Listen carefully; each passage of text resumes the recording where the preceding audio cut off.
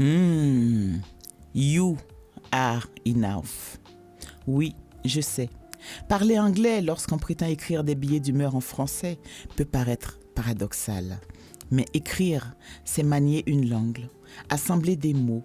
Et force est de constater que les mots que nous utilisons sont marqués de la culture dans laquelle nous baignons. C'est ainsi que, dans certaines cultures, le mot crime n'existe pas. Dans d'autres, le mot ennemi sera banni. La langue traduit notre rapport à l'autre et dénote de notre compréhension du monde. Dans le même ordre d'idées, des mots tels que retrouvailles ou s'apprivoise, très utiles en français, n'ont pourtant pas leur équivalent en anglais. Ceci m'amène donc à cette expression dont j'ai choisi de vous parler aujourd'hui. You are enough. La traduction littérale en français serait « tu es assez ». Sauf qu'en français, ces trois mots ainsi alignés ne veulent rien dire. Ils appellent une suite sous forme d'adjectifs. Tu es assez belle, tu es assez forte, tu es assez gentille. Le paradoxe, c'est que ces trois mots, you are enough, en anglais, témoignent d'une grande force, d'une puissance certaine et en impulse plus encore. Alors que dire tu es assez en français induit une modération, réduit les capacités de celui auquel on s'adresse. Si j'ai utilisé cette expression, ce matin, c'était pour rebooster une amie, la reposer sur le trône duquel elle se laissait doucement choir, lui rappeler son intrinsèque autonomie.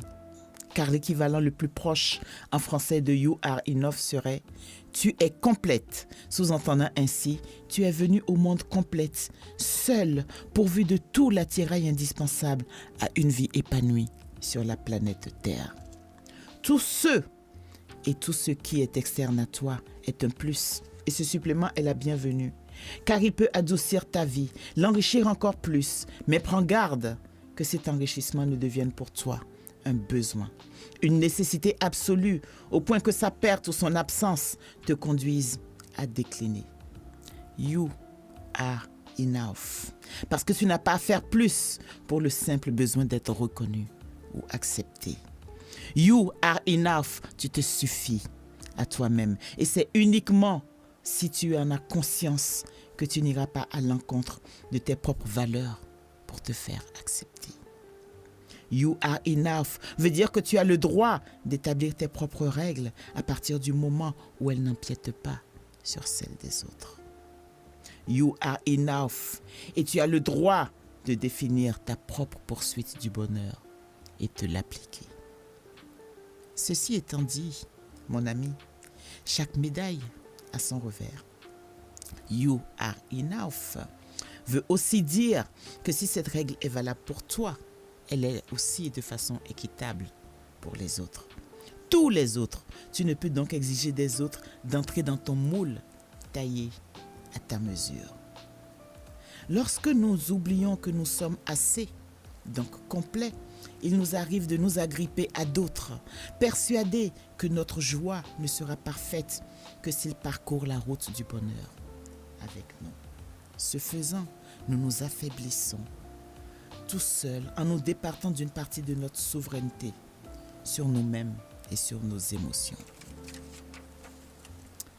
Ceci peut avoir plusieurs raisons que je ne répertorierai pas ici. La racine commune étant une mésestime de soi, quelle qu'en soit l'origine, enfance, circonstances de la vie, etc. Nous avons tous, à un niveau ou à un autre, besoin au quotidien de nous rappeler ce pouvoir en nous, afin, dans les moments d'incertitude, de faire les bons choix. Je suis assez. Je suis complète. Veut dire aussi que j'ai en moi les ressources pour assumer les décisions difficiles. Je pourrai en surmonter les éventuelles conséquences.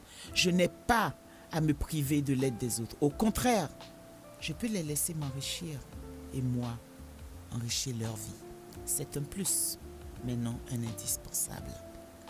Certaines expressions, entendues depuis toujours, nous affaiblissent, parce que mal comprises.